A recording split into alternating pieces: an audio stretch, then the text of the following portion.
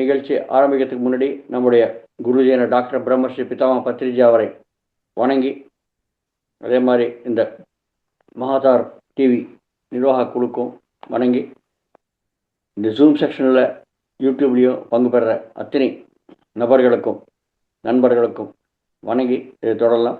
Masters, நம்ம சில செக்ஷன்ஸில் நம்ம பதஞ்சலி அஷ்டாங்க மார்க்கம் இல்லை பதஞ்சலி அஷ்டாங்க யோகம், யோகம்னா இணைந்திருக்கிறது, அதை பற்றி நம்ம தெரிஞ்சுக்கிறோம்.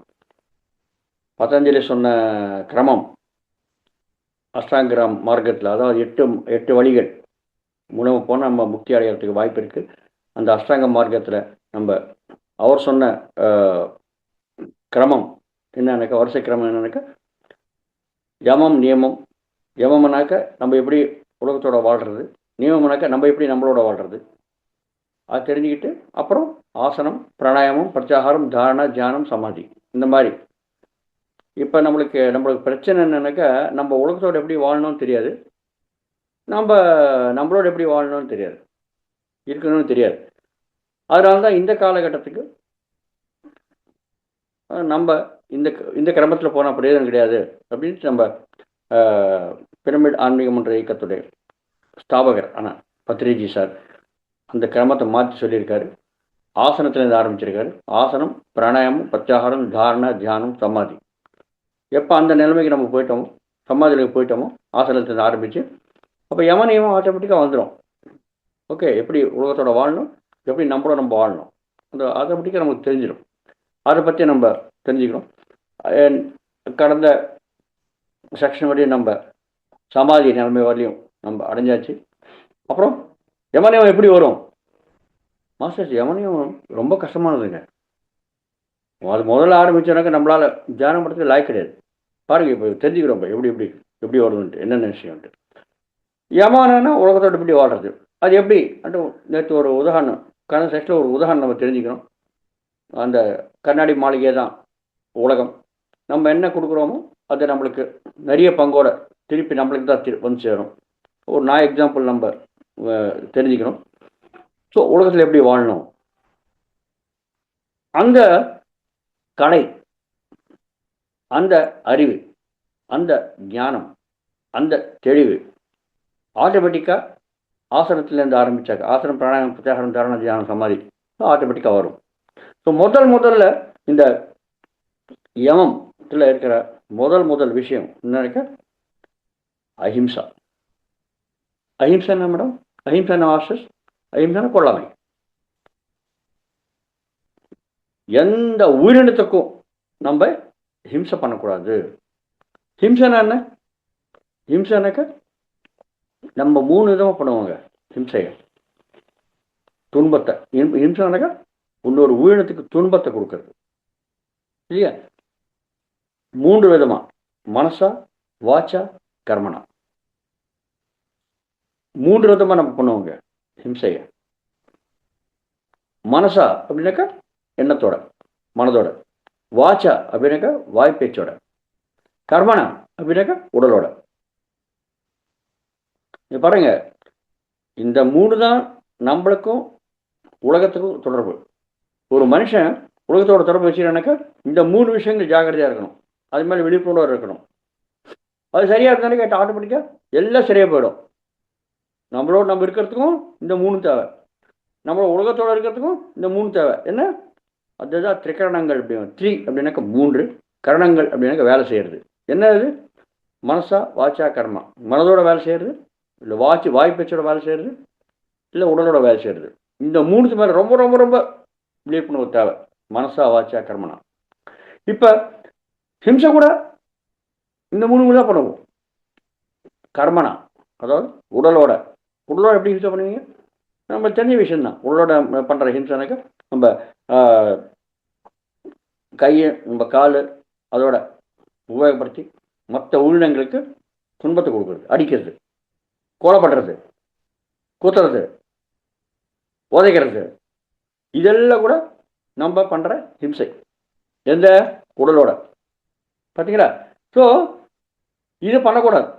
உலகத்தில் அந்த மாதிரி பண்ணக்கூடாது. எந்த ஜீவனோட இந்த மாதிரி ஹிம்சை பண்ணக்கூடாது உடலோட, கர்மனா. அப்புறம் வாச்சா, வாய்ப்பேச்சால் ஹிம்சை எப்படி நடக்கும்? வாய்ப்பேச்சால் எப்படி நடக்கும்?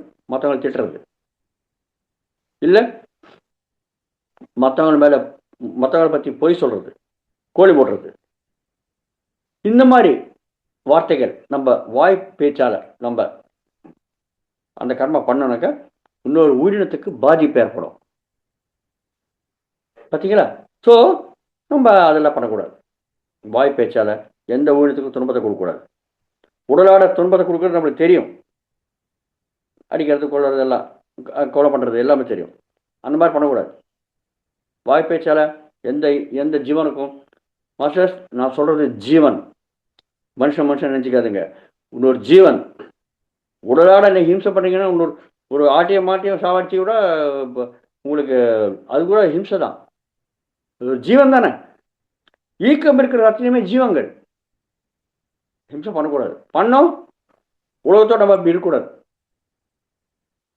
பார்த்தீங்களா? ரைட். அடுத்தது வாய் பேச்சால ஹிம்சை பண்ணக்கூடாது. அதே மாதிரி அடுத்தது மனதால, பாருங்களா, மனதால் ஹிம்சை பண்ணக்கூடாது. மனதால் ஹிம்சை எப்படி பண்ணுவீங்க நீங்கள்? எப்படிங்க தெரியும் மனதால் பண்ணுற ஹிம்சை? மனம் என்ன பண்ணுறது? மனம்னா யோசனைகள் கடல், தெரிஞ்சுக்கணும் இல்லையா? மனம் என்ன பண்ணுறது? மனதில் நான் திட்டிக்கிறேன் இன்னொருத்தரை பற்றி. நோ, அது பண்ணக்கூடாது. அது ஹிம்சை. மற்றவங்களை பற்றி தவறாக நினைக்கிறேன். நோ, ஹிம்சை. என்னங்க அது?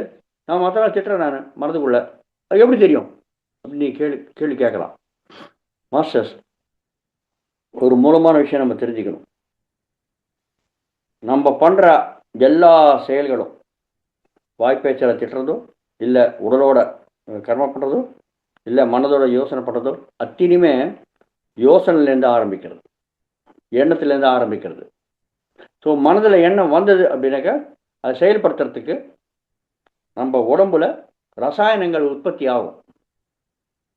ரசாயனங்கள் உற்பத்தி ஆனால் தான் நம்ம செயல்பட முடியும். கோவம் வருது. கோவம் ஏன் வருது? கோவம் வந்து மனதில் ஒரு யோசனை தானே. கோவம், பொறாமை, மாச்சரியம், அது ஏன் வருது?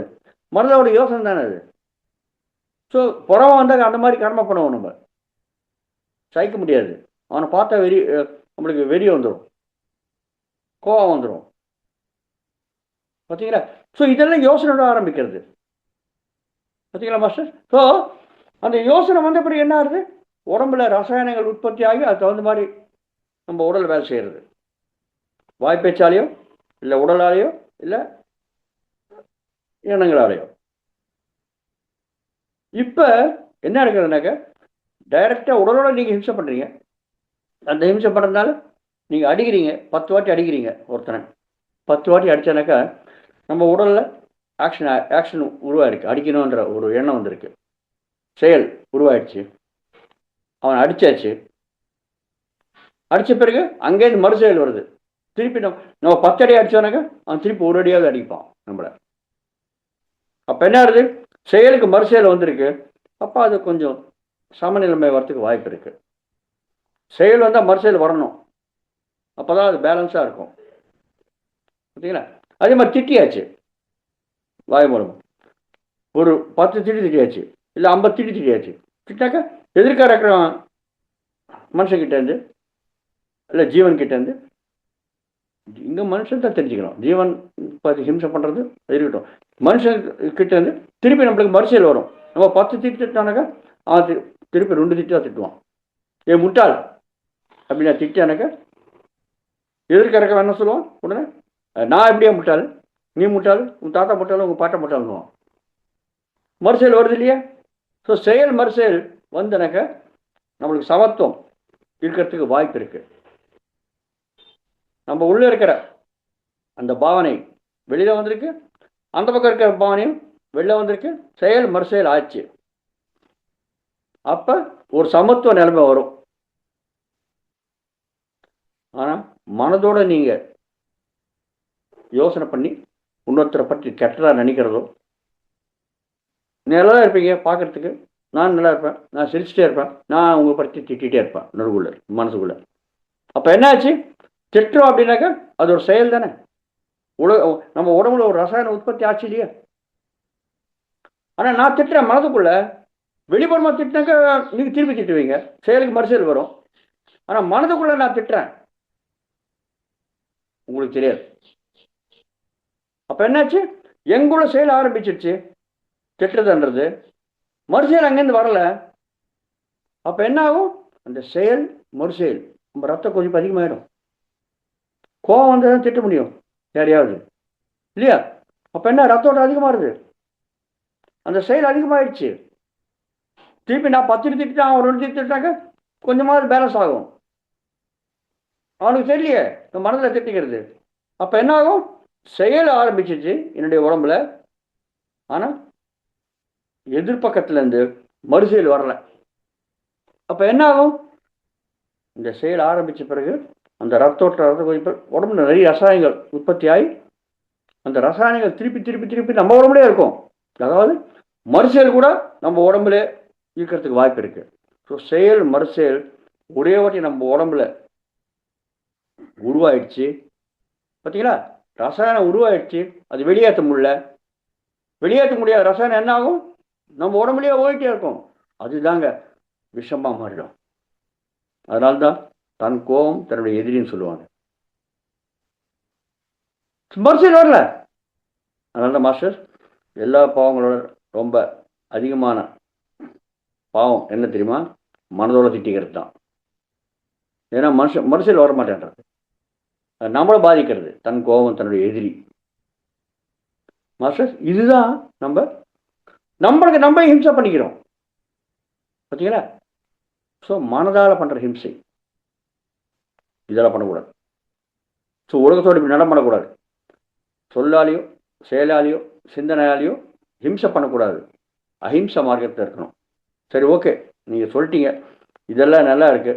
இந்த தியானம் எப்படி வரும் நம்மளுக்கு? இந்த தியானம் நம்மளுக்கு தியானம் பண்ணால் வரும்.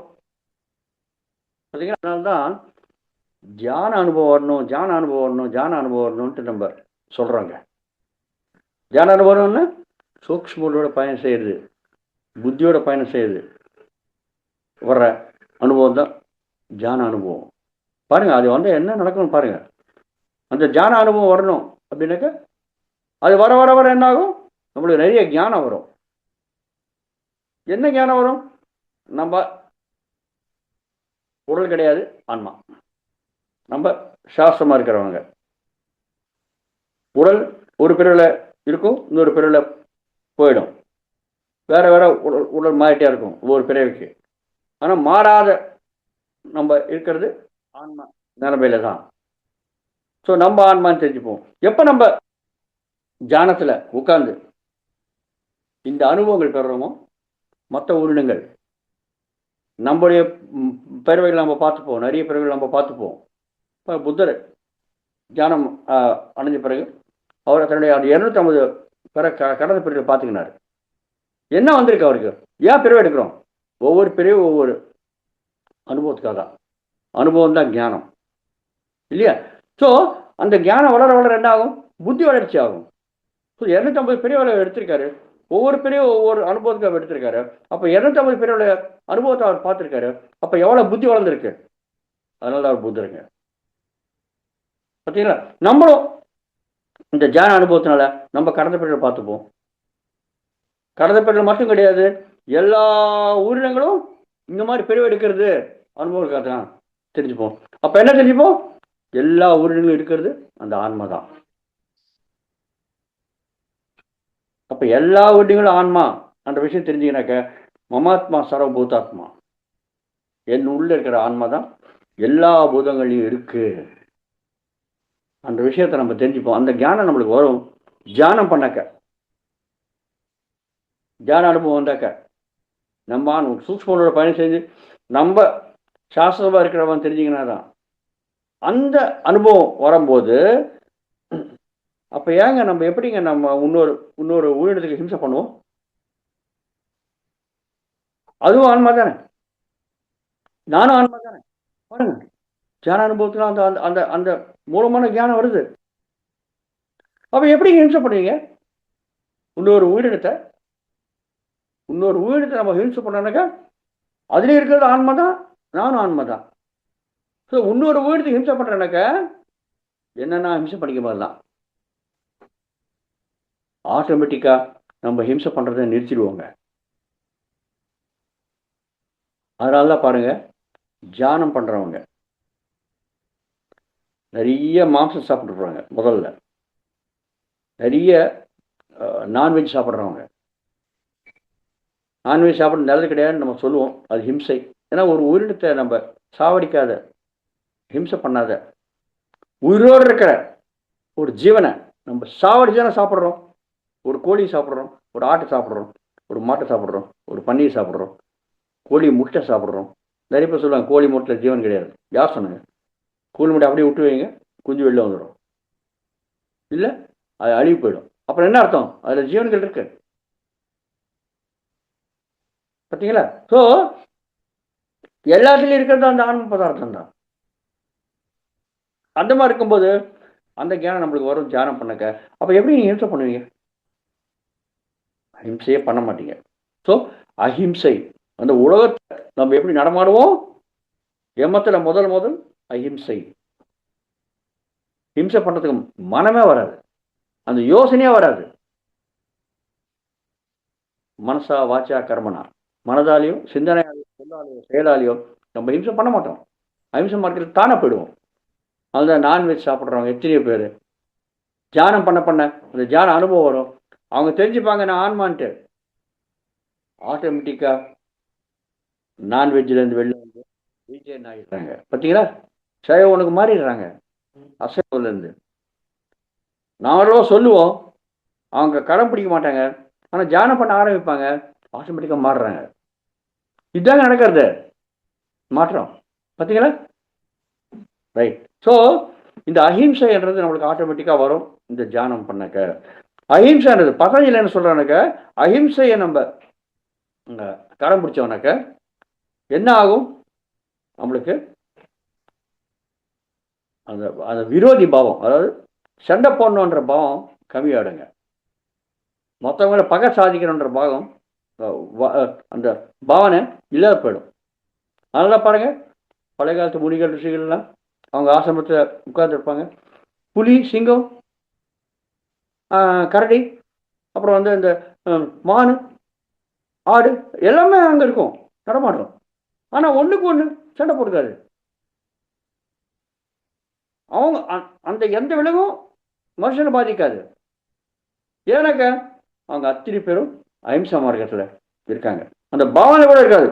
ஒரு உயிரினத்தை நம்ம ஹிம்சை பண்ணன்ற பாவனை கூட இருக்காது, எண்ணத்தில் கூட இருக்காது. அந்த மாதிரி நம்ம அஹிம்சா மார்க்கத்தில் இருந்தால் அதனால தான் எல்லா உயிரினங்களும் ஒற்றுமையாக இருக்கும் பாருங்க. ஸோ யமத்தில் தியான அனுபவம் வந்தாக்க யமத்தில் முதல் அஹிம்சை தானாக வரும். இரண்டாவது சத்தியம். சத்தியமான என்ன? சத்தியமானாக்க பொய் பேசாத, உண்மையை பேசுறது இல்லையா? பதஞ்சலி என்ன சொல்கிறாருனாக்க, இந்த பொய் பேசாத உண்மையை பேசுகிற அந்த பழக்கத்தை நம்ம உருவாக்கிக்கிட்டோம் அப்படின்னாக்க நம்முடைய வாக்கு, அதாவது நம்முடைய பேச்சுக்கு ரொம்ப அதிகமான சக்தி வந்துடுங்க. வார்த்தையை மீற மாட்டாங்க, சக்தி ரொம்ப அதிகமாக வரும். நம்ம ஹரிச்சந்திர கதை உங்களுக்கு தெரியும், பார்த்தீங்களா? அவர் சொல்கிற பேச்சு தவறாத, அதனால் அவருக்கு அவ்வளோ புகழ வந்துருக்கு பாருங்க. அதே மாதிரி நம்முடைய ருஷிவர்கள், முனிவர்கள் பழைய ஆசிரமத்தில் இருப்பாங்க இல்லையா? அவங்கெல்லாம் நீங்கள் பார்த்தீங்கன்னா அனவசம் வெட்டி போயிட்டு பேச மாட்டாங்க, மற்றவங்களை பற்றி போய் பேச மாட்டாங்க. பேசுனா வாயை திறந்து சரியான வார்த்தைகளில் பேசுவாங்க, அளவோட பேசுவாங்க. அதுக்கு அனாவசியமாக அதுக்கு மிஞ்சி பேச மாட்டாங்க. அப்போ என்னாச்சு? மற்ற சமயத்தில் மௌனமாக இருப்பாங்க. அப்போ என்னாச்சு? வாய் திறந்தாக்க வாயிலேருந்து வர வார்த்தைக்கு அவ்வளோ சக்தி இருக்கும். அதனால பாருங்க, அவங்க கோபம் வந்து திட்டினாங்க, அது சாபமாக மாறிடுறது. அவன் சந்தோஷத்தில் புகழ்ந்து நம்மளுக்கு பேசுகிறாங்க, அது வரமாக மாறிடுறது. எப்படி? அதுதான் வாக் சக்தி. பார்த்தீங்களா மாஸ்டர்? ஸோ இது நம்மளுக்கு வரும். இதுதான் நம்ம சத்தியம்ன்றது. இன்னொரு அர்த்தம் என்ன தெரியுமா? சத்தியமானக்க நம்ம போய் பேசாத, உண்மையை பேசுறது. அது லௌகிகமாக இருக்கிற அர்த்தம். உண்மையான ஆன்மீக அர்த்தம் என்ன தெரியுமா? சத்தியம்னாக்க சத்தியம்னாக்க நிச்சயமா இருக்கிறது. நிச்சயமான என்ன? எப்பயுமே இருக்கிறது. எப்பயுமே இருக்கிறதுனாக்கா எப்ப இல்லாத போயிடும். தேசம், அதாவது இடம் மாறினா கூட அது இருக்கணும். காலம், சமயம் மாறினா கூட அது இருக்கணும், மாறாத. நிலைமை, நிலைமை மாறினா கூட அது இருக்கணும். தேசம், காலம், நிலைமை, இடம், சமயம், நிலைமை, இந்த மூணுமே மாறதுக்கு வாய்ப்பு இருக்குங்க நம்ம வாழ்க்கையில, இல்லையா? இது மூணுமே மாறும்போது மாறாத இருக்கணும். அதுதான் நிச்சயம், அதுதான் சத்தியம். அது என்னதுங்க? இடம் மாறினா மாறக்கூடாது. இப்போ நம்ம பாரத நாட்டில் இருக்கோம், மாறக்கூடாது. அமெரிக்காவில் போகிறோம், மாறக்கூடாது. ஜப்பானில் இருப்போம், மாறக்கூடாது. எங்கே போனாலும் மாறக்கூடாது. பார்த்தீங்களா? அதே மாதிரி சமயம், காலையில் மாறக்கூடாது, நைட்டில் மாறக்கூடாது, அடுத்த வருஷம் மாறக்கூடாது, கடந்த வருஷம் மாறக்கூடாது, எந்த சமயத்திலும் மாறக்கூடாது, கடந்த பிறவிலையும் மாறக்கூடாது, வரப்போகிற பிறவிலையும் மாறக்கூடாது. பாருங்க சமயம் எப்படி போகிறது. பார்த்தீங்களா? நிலைமை, நிலைமைனா என்ன? எந்த நிலைமையில நம்ம இருந்தாலும் அது மாறக்கூடாது. நம்ம ஆணாக இருந்தாலும் மாறக்கூடாது, அது ஒரு நிலைமை தானே. பெண்ணாக இருந்தாலும் மாறக்கூடாது, ஏழையாக இருந்தாலும் மாறக்கூடாது, கோடீஸ்வரன் இருந்தாலும் மாறக்கூடாது. அதெல்லாம் நிலைமை தான். அதே மாதிரி காலில் மாறக்கூடாது, வெயில் காலத்தில் மாறக்கூடாது, மழை காலத்தில் மாறக்கூடாது, குளிர் காலத்தில் மாறக்கூடாது. ஸோ எந்த நிலைமையில இருந்தாலும் மாறக்கூடாது. அதுதான் நித்தியம், அதுதான் சத்தியம். அது என்னதுங்க? அது என்னது? அதை பார்த்தாக்க ஒரு மனுஷன் நம்ம என்ன போடுவோம்? எடை போடுவோம். மனம், புத்தி, அப்புறம் உடல், இப்படிதான் நம்ம எடை போடுறோம். ஸோ மனம் சாஸ்வதமா, உடல் சாஸ்வதமா கிடையாது. பாருங்க, உடல் ஒவ்வொரு பிரிவிலும் மாறிடுறது. அப்ப அது சத்தியம் கிடையாது. மனம் ஒரு நிலைமை இருக்கிற மாதிரி இன்னொரு நிலைமை இருக்க மாட்டேன்றது, மாறிடுறது. அப்ப அது சத்தியம் கிடையாது, அது நிச்சயம் கிடையாது, சத்தியம் கிடையாது. பார்த்தீங்களா? சமயம் ஒரு சமயத்தில் இருக்க மாட்டேன், இன்னொரு சமயத்தில் இருக்க மாட்டேன்றது. உடல் பிறக்கும் போது இருக்க ஒரு உடல் நம்ம வயசாக வயசாக அந்த மாதிரி இருக்கா? பிறக்கும் போது நல்லா ஃபர்ஸ்ட் கிளாஸ் கருப்புடி இருக்கும், இப்போ வெள்ளையாயிடுச்சு. ஒரு விதமாக இருக்கா? பிறக்கும் போது எந்த உருவத்தில் இருக்கும், எந்த நிலைமையில் இருக்கும், அந்த உருவத்தையும் அந்த வெயிட் ஹைட்டோட இருக்குமா, அந்த வனத்தோட இருக்குமா, மாறிடுறோங்க. அப்போ அது ஸோ உடல், மனம், புத்தி எதுவுமே நிச்சயம் கிடையாது. அப்ப என்னது நிச்சயம்? அதுதான் சத்தியம். அது என்னது? எல்லாம் மாறினா கூட மாறாத வர்றது என்ன? அதுதான் நம்முடைய சூக்ஷ்ம உடல். நம்ம தெரிஞ்சுக்கணும் இல்லையா? தியான அனுபவத்தால் தெரிஞ்சுக்கணும். அது மாறாத வருது. எத்தனை பிறவிகள் எடுத்தாலும் அது மாறாது. ஒவ்வொரு பிறவிலையும் அந்த சமயத்தில் அந்த நிலைமையில ஒவ்வொரு பிறவிலையும் உடல் மாறிட்டே இருக்கும். அதுக்கு தகுந்த மாதிரி மனம் மாறிட்டே இருக்கும். அதுக்கு தகுந்த மாதிரி நிலைமை மாறிட்டே இருப்பாங்க. அதுக்கு தகுந்த மாதிரி நபர்கள் மாறிட்டே இருப்பாங்க. ஆனால் மாறாத வர்றது நம்முடைய சூக்ஷ்ம உடல். நம்ம சூக்ஷ்ம உடல் ஒரு பிள்ளை இன்னொரு பிள்ளைக்கு மாறாத வருதுனாக்க உடல் இருக்கு இல்லையா, அதுக்கு ஈக்கம் தேவை இல்லையா? அதுக்கு யார் அந்த சக்தி கொடுக்குறாங்க? அந்த சக்தி கொடுக்குறது நம்ம ஆன்மா. ஸோ மாறாத வர்றது என்ன? இடம் மாறினாலும், சமயம் மாறினாலும், நிலைமை மாறினாலும் மாறாத வர்றது நம்மளுடைய ஆன்மா. சூக்ஷ்ம உடல் சொல்லிப்போம் நம்ம, அவ்வளோதான். ஏன்னா சூக்ஷ்ம உடல்ன்றது ஆன்மா இருந்தால் தான் அந்த உடல் கூட எத்தனை பேர்கள் இடத்துல மாறாத வரதுக்கு வாய்ப்பு இருக்கு. அதுக்கும் ஈக்கம் வேணும் இல்லையா? சூக்ஷ்ம உடல் பயணம் சேர்த்து தான் தியானமும் சொல்லியிருக்கோம் நம்ம. ஸோ அது போகிறது சந்திரன் மேலே போகிறது அப்படின்னாக்க அது போகிறது சக்தி எங்கேருந்து வருது? அதுதான் நம்ம தியானம் பண்ணும்போது வர்ற அந்த ஆன்ம சக்தி தான். ஆன்மான என்ன நம்ம ஏற்கனவே தெரிஞ்சுக்கிறோம். ஆன்மானாக்கா மூலமான என்ன தெரிஞ்சுக்கணும்? ஆன்மானாக்க ஆற்றல், அவ்வளோதாங்க. அதுக்கு மிஞ்சி எதுவும் கிடையாது. பார்த்தீங்களா? ஸோ எது மாறினாலும் மாறாத சாஸ்வதமாக இருக்கிறது ஆன்மாதான். அதுதான் நித்தியம், அதுதான் சத்தியம். பார்த்தீங்களா? ஸோ எப்போ நம்ம தியானம் பண்ணுறோமோ, தியானம் பண்ணும்போது ஆட்டோமேட்டிக்காக நம்ம தெரிஞ்சுப்போம். நம்ம சூக்ஷோட பயணம் செய்யும்போது தெரிஞ்சுப்போம், நம்ம சாஸ்வதமான ஆண்மக்கள், சூக்ஷ்ம இருக்கிற சாஸ்வதமான ஆண்மக்கள். இந்த இந்த உடல் கிடையாது, இந்த மனம் கிடையாது, இந்த புத்தி கிடையாது. பார்த்தீங்களா மாஸ்டர்? இது ஆட்டோமேட்டிக்காக வருது தியானத்தினால. ஸோ அந்த மாதிரி இருக்கும்போது இந்த உலகத்தை எப்படி நடமாடும்? எல்லாமே ஆன்மாவுடைய பதார்த்தம் தான். இந்த ஞானம் நம்மளுக்கு வரும்போது நீங்க எப்படிங்க பொய் சொல்ல முடியும்? லௌகிகமா நீங்க பார்த்தீங்கன்னாக்க, பௌதிகமா நீங்க பார்த்தீங்கன்னாக்க பொய் வார்த்தையே வராது. வந்தாக்க எல்லாம் தெரிஞ்சுட்டு பேசுவோம், இல்லாட்டி வாய் மூட்டிருப்போம், இல்லை மௌனமா இருப்போம். ஆட்டோமேட்டிக்காக மௌனம் கடை முடிச்சிருவாங்க. அனாவசியம் பேச மாட்டாங்க, வெட்டி பேச்செல்லாம் இருக்காது, பொய் வார்த்தைகள்லாம் இருக்காது, மற்றவங்க துன்பம் கொடுக்குற வார்த்தை இருக்காது. பௌதிகமாக பார்த்தாக்க எல்லாமே ஆன்ம பதார்த்தம் தான்ன்ற நினைப்போட நம்ம இருக்கும்போது சத்தியம்ன்றது ஆட்டோமேட்டிக்காக நம்மளுக்கு தியானம் பண்ணாக்க வந்துடுற அனுபவங்க. ஏன்னா அந்த மாதிரி தியானம் பண்ணுறது முன்னாடி யமனியமத்தில் ஆரம்பிக்க சொல்லியிருக்காரு பதஞ்சலி. ஆனால் இந்த அனுபவம் நம்மளுக்கு இல்லை, தியான அனுபவம் இல்லை. அப்போ எப்படிங்க நம்ம ஆரம்பிக்க முடியும்? அந்த காலத்தில் நம்மளுக்கு இந்த இந்த நிறைய மனதை துன்பப்படுத்துகிற, மனதை அந்த எண்ணத்துலேருந்து விடுபட்டு அந்த பக்கம் இந்த பக்கம் போகிறது, தேவைகள் இதெல்லாம் கிடையாது. அதனால யமனியமத்தை கணம் வச்சு அந்த கடமத்தில் வந்தாங்க. ஆனால் இந்த காலத்தில் அந்த மாதிரி இருக்க முடியலையே. அதனால தான் ஆசனத்திலேருந்து ஆரம்பித்து சமாதி வழியை வந்து இது ஆட்டோமேட்டிக்காக வந்துடுது பாருங்க. சாஸ்திரம் நம்ம ஆன்ம பதார்த்தம் அந்த விஷயத்தை நம்ம தெரிஞ்சுக்கிறோம்.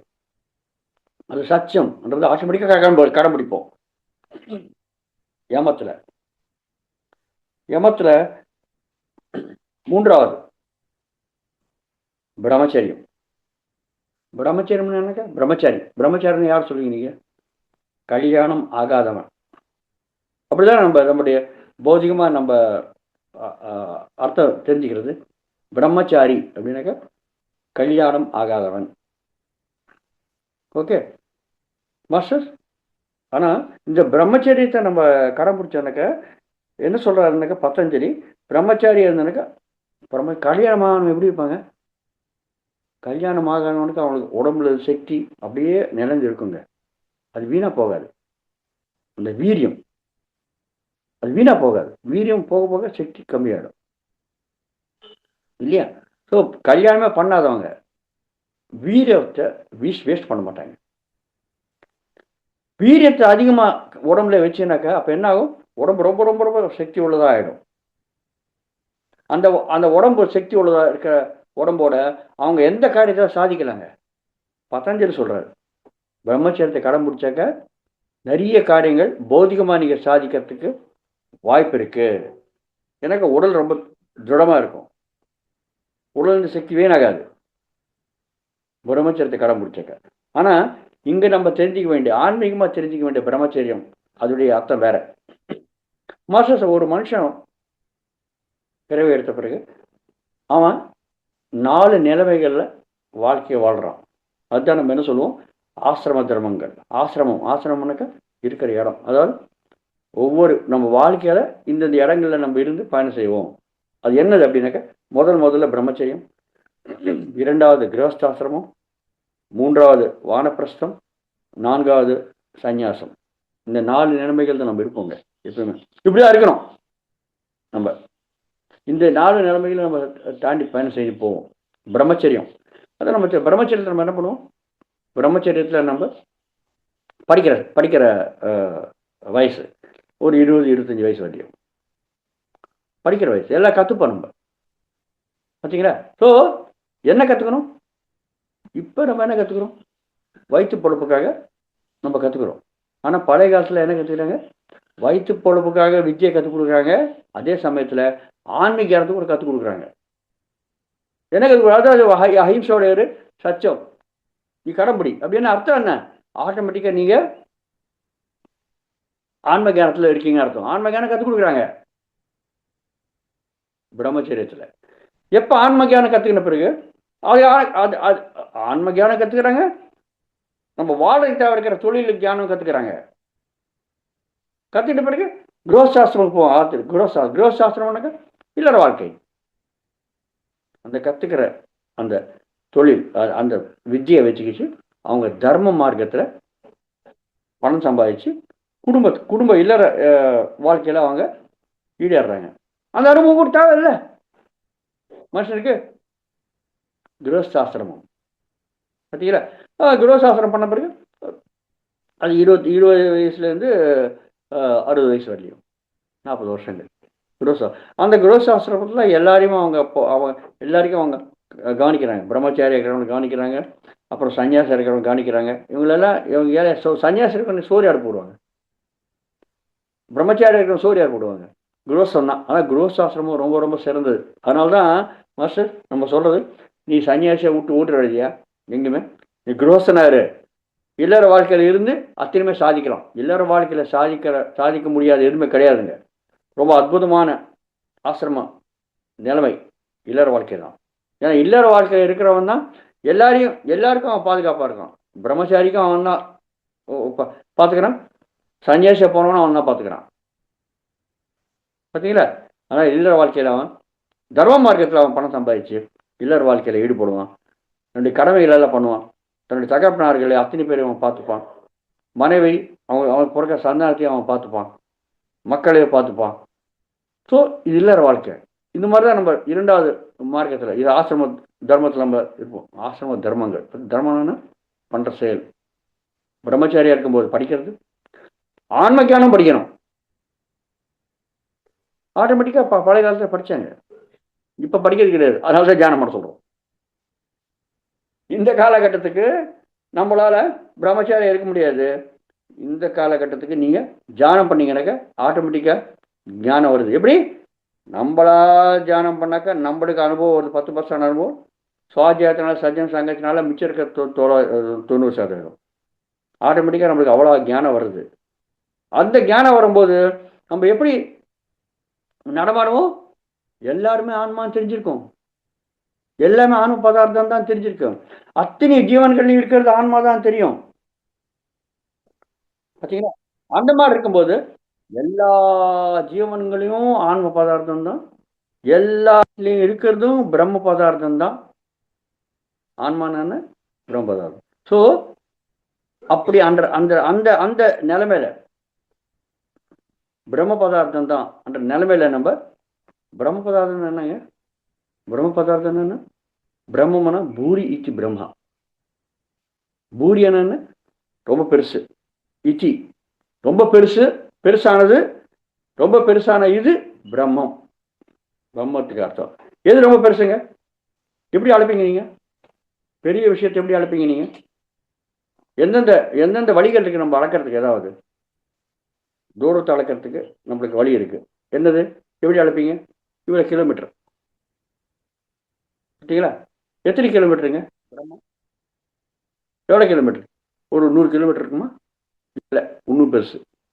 பூரி இதி பிரம்மம் ரொம்ப பெருசு, ரொம்ப பெருசானது பிரம்மம். அதுதான் விளக்கம்.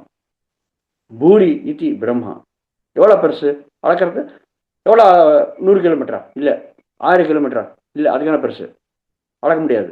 கோடி கிலோமீட்டரா? இன்னும் அதுக்கான பெருசு. கோடி கிலோமீட்டரா? இன்னும் அதுக்கான பெருசு. ஸோ நீங்கள் நீளத்தால் அளக்க முடியாது, பேச்சு அளக்க முடியாது, அவ்வளோ பெருசு. பார்த்தீங்களா?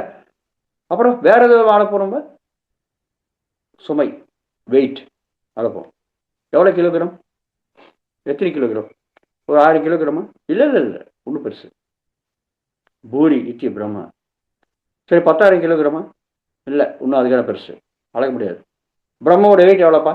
10,000 கிலோகிராமா? அளக்க முடியாது, அதுக்கான பெருசு. சரி, 1,00,000 கிலோகிராமா? இல்லை. 1,00,00,000 கிலோகிராமா? இல்லை, அதுக்கான அளக்கு பெருசு. சரி, கோடி கிலோகிராமா? அதுக்கான பெருசு, அளக்க முடியாது. இவ்வளோ வெயிட் சொல்ல முடியாது, இவ்வளோ நீளம் தூரத்தால் நம்ம அளக்க முடியாது, வெயிட்டால் அளக்க முடியாது. இன்னும் வேறு விதமாக நினைப்பீங்க, இன்னொரு அளவு நம்ம அளக்கிறதுக்கு கனம், கன அடி இல்லையா? கன அடினா ஒரு அடி நீளம், ஒரு அடி அகலம், ஒரு அடி ஆழம்.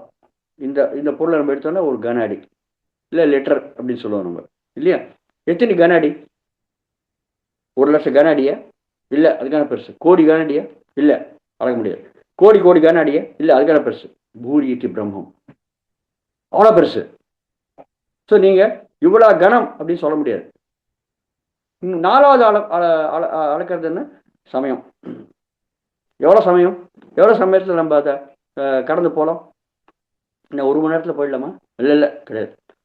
இல்லை ஒரு மாதத்தில் போகலாமா? சமயம் தானே. மாதம் என்ன சமயம் தானே?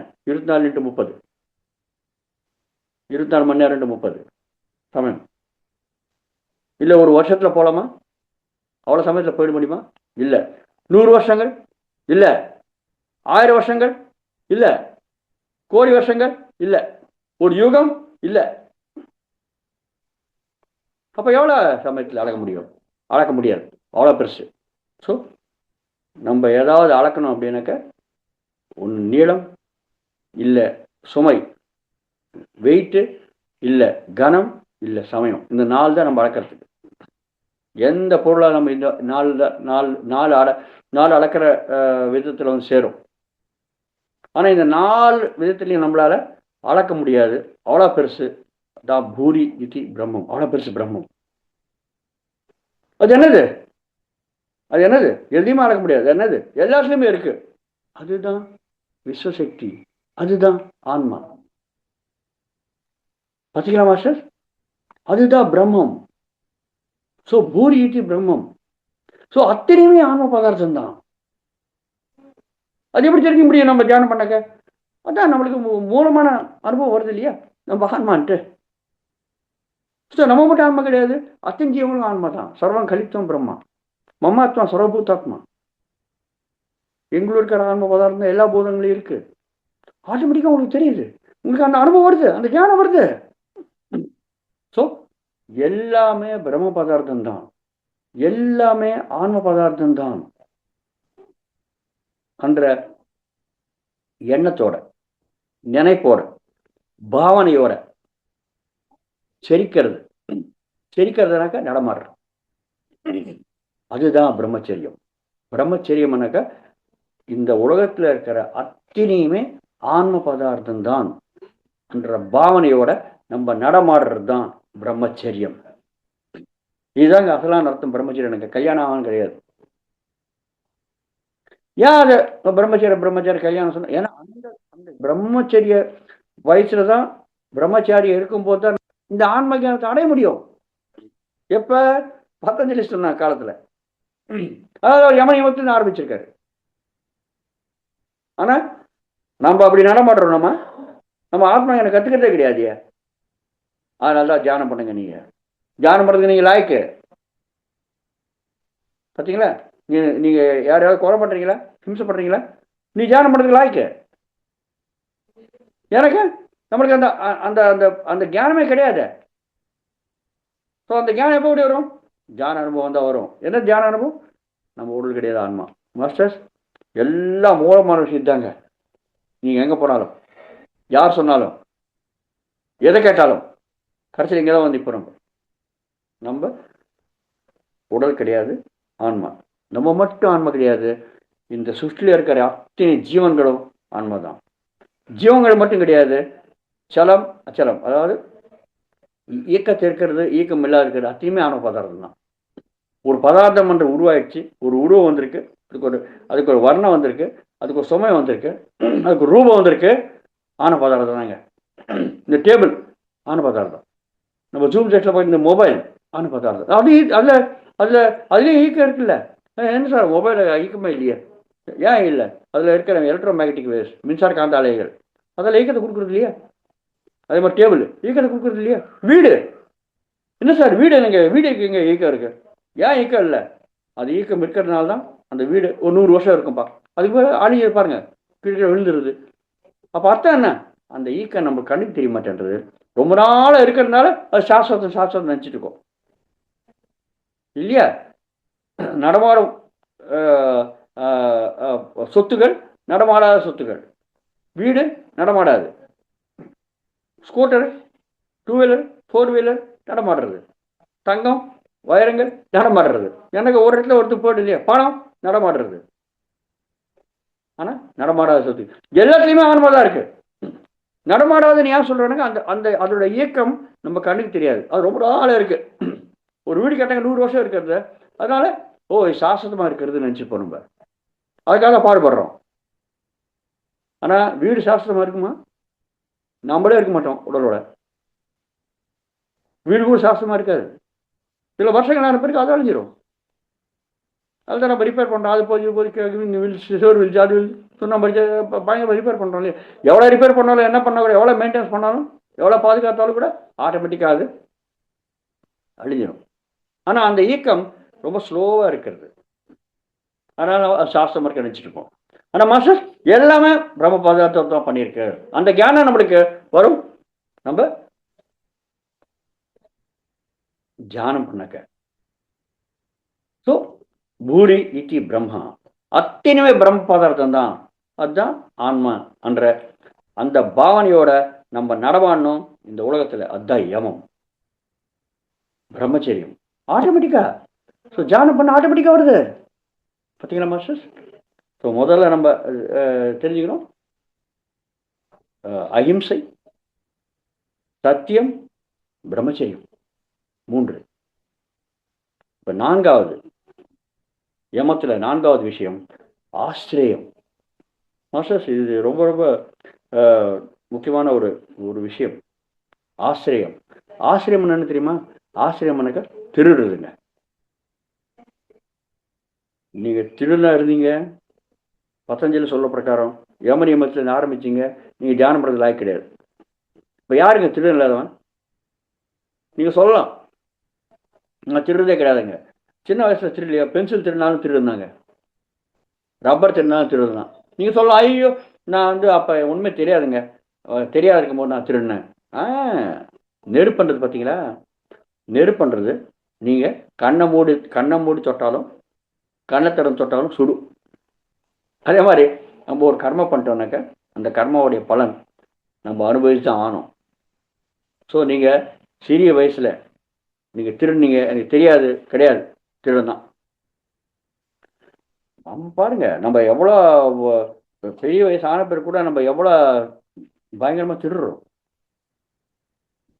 முழு உணர்ச்சியோட, முழு எண்ணத்தை வச்சு நம்ம வேணுமென திருடுறோம். பார்த்தீங்களா? அது நம்மளுக்கு சரி போடுறது. ஆனால் நீங்கள் ஒரு திருடனா இருந்தீங்க, நீங்கள் தியானம் பண்ணுறது லாய்க்கு கிடையாது, ஆச்சரியம் கிடையாது.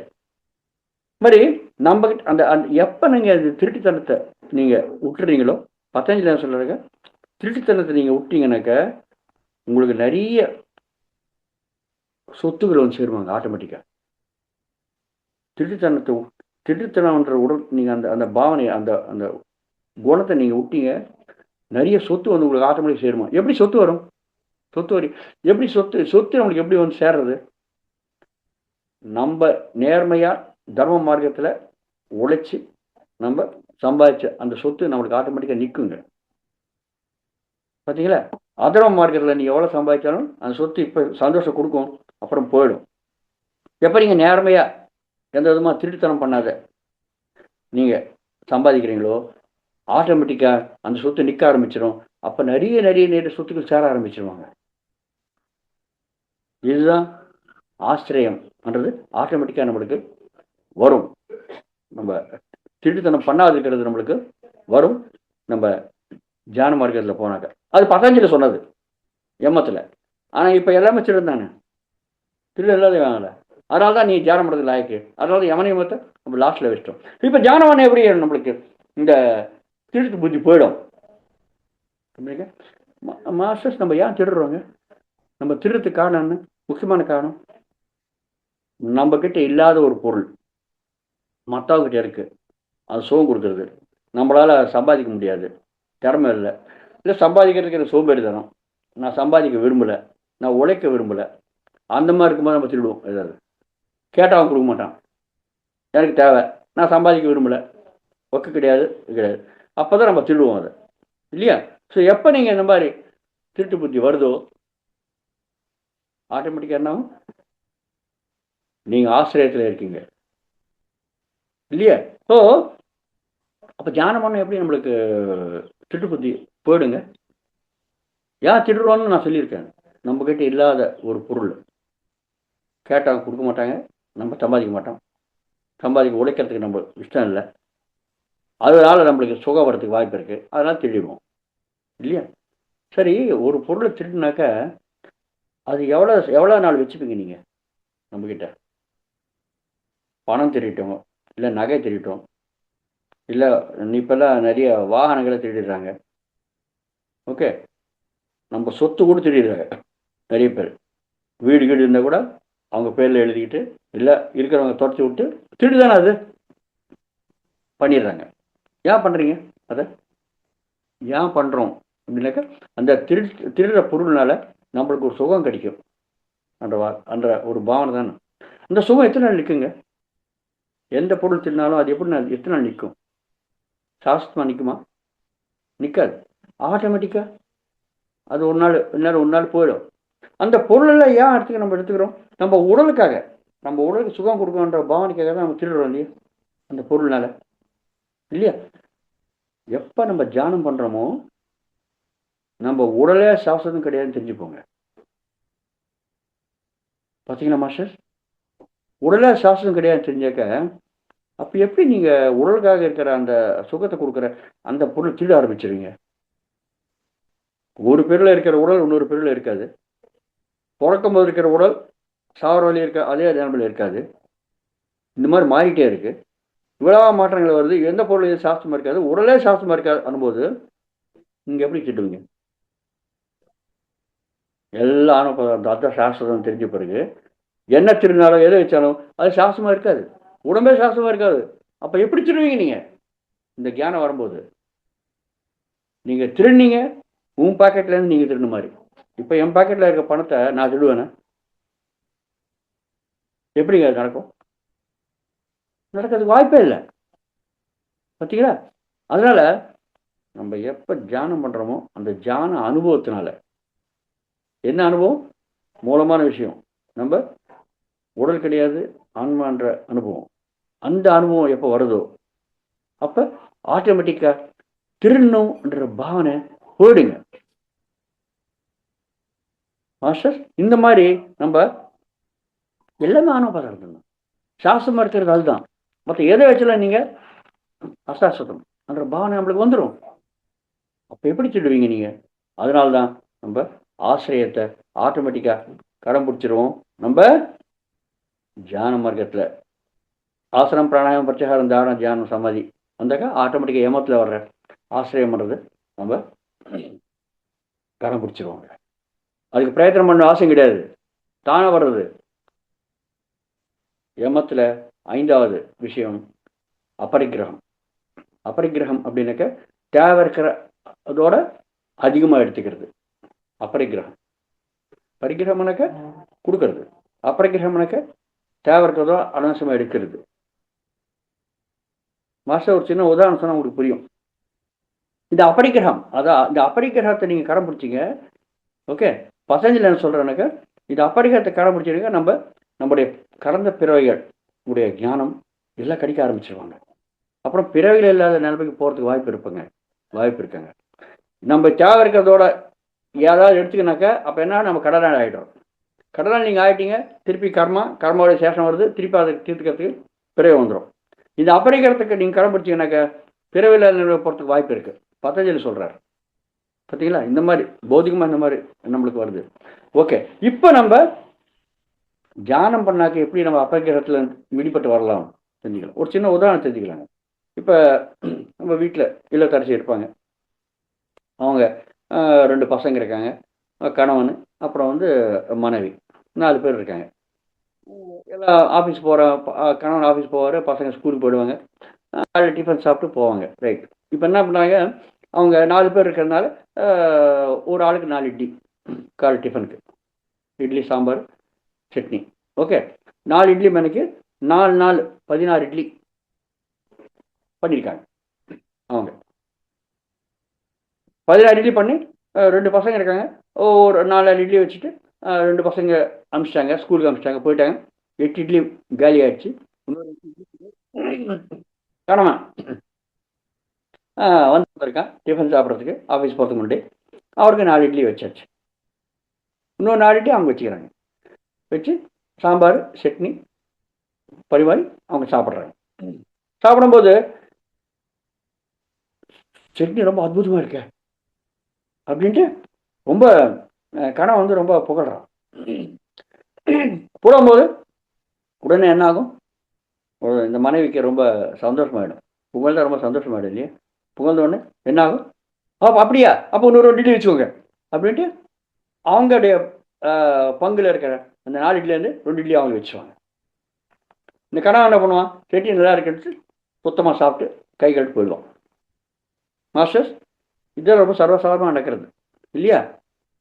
எனக்கு கணவன் புகழ்ந்தாச்சு, அதனால் மனைவிக்கு ரொம்ப சந்தோஷப்பட்டு தன்னுடைய பங்கை அவனுக்கு கொடுத்தாச்சு.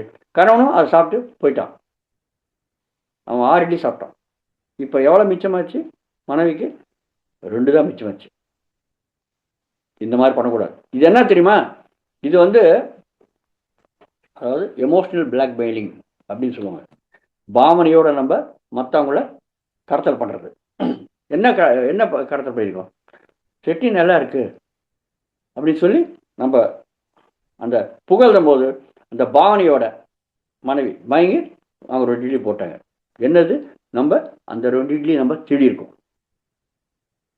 எப்படி? பாவனையோட நல்லா அவங்கள புகழ்ந்து அந்த பாவனையை புகழ வச்சு அந்த 2 இட்லி நம்ம சாப்பிட்டாச்சு. இது என்ன? இது ரொம்ப கௌரவமாக திருடுறது. இதுதான் அபரிக்கிரகம். இது பண்ணக்கூடாது. இது பண்ணீங்க, நீங்கள் ஆசிரியத்தில் இருக்கீங்க. பார்த்தீங்களா? கௌரவமாக திருடுறீங்க, ஆனால் திருடு தானே. தேவை இருக்கிறவோட நீங்கள் அதிகமாக எடுத்துக்கிறீங்க. உங்களுடைய பங்கு என்ன? 4 இட்லி தான். நீங்கள் என்ன பண்ணீங்க, மற்றவங்க பங்கை நீங்கள் எடுத்து சாப்பிட்டாச்சு. அப்போ நீங்கள் கௌரவமாக திருடுறீங்க. இது இந்த மாதிரி உலகத்தில் நடமாடக்கூடாது. ஆசிரியம் டைரக்டாக திருடுறது, அபரிக்கிரகம் கௌரவமாக திருடுறது, எல்லாம் திருடு தானே. அந்த மாதிரி பண்ணக்கூடாது. அப்போ தியானம் பண்ண எப்படி இது நம்மளுக்கு இந்த அபரிக்கிரகம் பண்ணுறது நம்ம வெளியே வரலாம் அப்படின்னாக்க, மாஸ்டர்ஸ் ரொம்ப ரொம்ப சிம்பிளுங்க. தியானம் பண்ணுறவன் எல்லா ஆணும் பதார்த்தம் தெரிஞ்சுக்கும் முதல்ல.